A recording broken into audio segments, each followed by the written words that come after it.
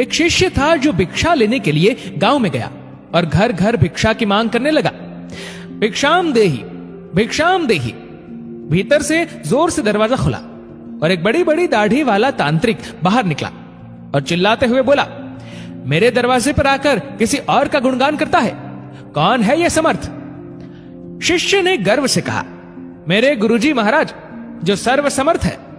तांत्रिक ने सुना तो क्रोध में आकर बोला कि इतना दुस्साहस कि मेरे दरवाजे पर आकर किसी और का गुणगान करता है, तो देखता हूं कितना सामर्थ्य है तेरे गुरु में। मेरा श्राप है कि तू कल का उगता सूरज नहीं देख पाएगा, अर्थात तेरी मृत्यु हो जाएगी। शिष्य ने सुना तो देखता ही रह गया और आसपास के भी गांव वाले कहने लगे कि इस तांत्रिक का दिया हुआ श्राप कभी भी व्यर्थ नहीं जाता।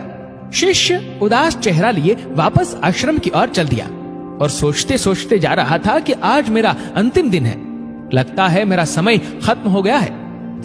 आश्रम में जैसे ही पहुंचा, गुरुजी महाराज हंसते हुए बोले, ले आया भिक्षा। बेचारा शिष्य क्या बोले। गुरुदेव हंसते हुए फिर बोले कि भिक्षा ले आया। शिष्य ने कहा, जी गुरुदेव, भिक्षा में अपनी मौत ले आया, और सारी घटना सुना दी और एक कोने में चुपचाप बैठ गया। गुरुदेव बोले, अच्छा चल भोजन कर ले। शिष्य ने कहा, गुरुदेव आप भोजन करने की बात कर रहे हैं और यहाँ मेरे प्राण सूख रहे हैं। भोजन तो दूर, एक दाना भी मुंह में न जा पाएगा। गुरुदेव बोले, अभी तो पूरी रात बाकी है, अभी से चिंता क्यों कर रहा है? चल ठीक है, जैसी तुम्हारी इच्छा। और ये कहकर गुरुदेव भोजन करने चले गए। फिर सोने की बारी आई। तब गुरुदेव शिष्य को बुलाकर बोले, हमारे चरण दबा दे। शिष्य मायूस होकर बोला, जी गुरुदेव, जो कुछ क्षण बचा है जीवन के, उस क्षण में आपकी सेवा कर ही प्राण त्याग करूं, यही अच्छा होगा। और फिर गुरुदेव के चरण दबाने की सेवा शुरू की। गुरुदेव बोले, चाहे जो भी हो, चरण छोड़कर मत जाना कहीं। शिष्य ने कहा, जी गुरुदेव, कहीं नहीं जाऊंगा। गुरुदेव ने अपने शब्दों को 3 बार दोहराए कि चरण मत छोड़ना, चाहे जो हो जाए। ये कहकर गुरुदेव सो गए। शिष्य पूरी श्रद्धा भावना से चरण दबाने लगा। रात्रि का पहला पहर बीतने को था।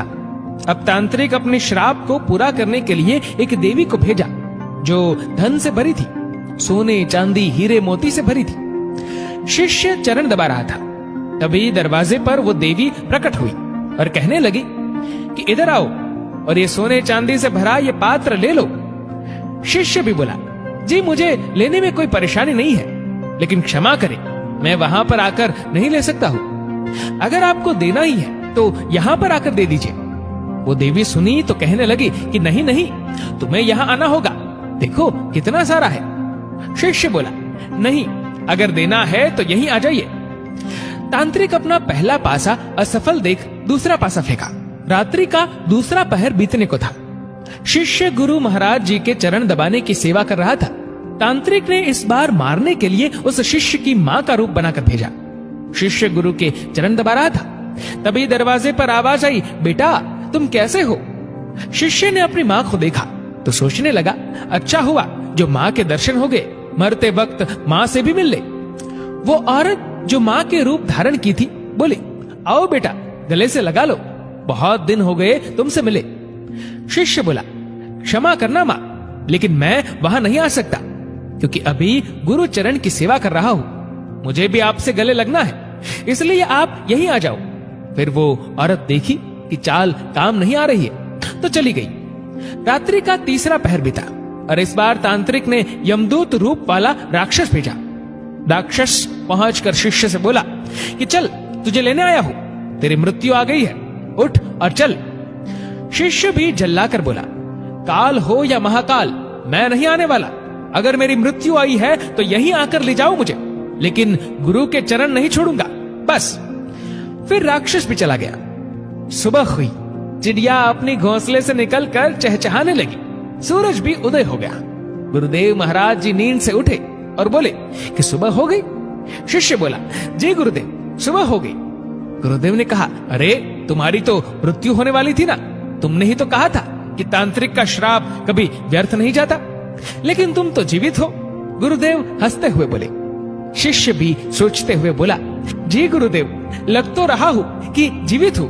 फिर सारी घटना याद की रात्रि वाली, फिर समझ में आया कि गुरुदेव ने क्यों कहा था कि चाहे जो भी हो जाए चरण मत छोड़ना। शिष्य गुरुदेव के चरण पकड़कर खूब रोने लगा। बार बार यही कह रहा था, जिसके सर पर आप जैसे गुरु का हाथ हो उसे काल भी कुछ नहीं कर सकता है। गुरु की आज्ञा पर जो शिष्य चलता है उससे तो स्वयं मौत भी आने से एक बार नहीं अनेक बार सूझती है। और जब शिष्य गुरु आज्ञा का उल्लंघन करे तो उसकी रक्षा ईश्वर भी नहीं करता और प्रकृति दंड देने को तत्पर हो उठती है। स्वयं भगवान श्री कृष्ण गुरु की आज्ञा सिर पर ले चले, स्वयं प्रभु राम गुरु की आज्ञा पर चले। सद्गुरु में ही सामर्थ्य है कि वो प्रकृति के नियम को बदल सकते हैं जो ईश्वर भी नहीं बदल सकते हैं, क्योंकि ईश्वर भी प्रकृति के नियम से बंधे होते हैं, लेकिन सद्गुरु नहीं। गुरु का स्थान तो इस संसार में ईश्वर से भी बड़ा होता।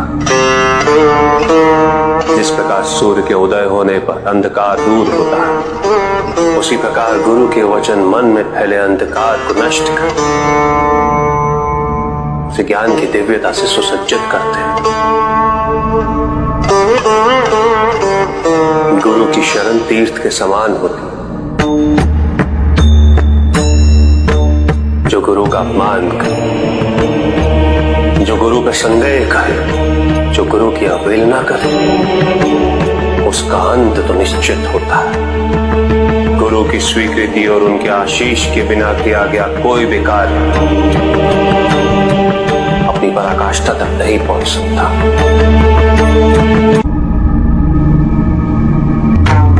गुरु तो ज्ञान का महासागर होता है।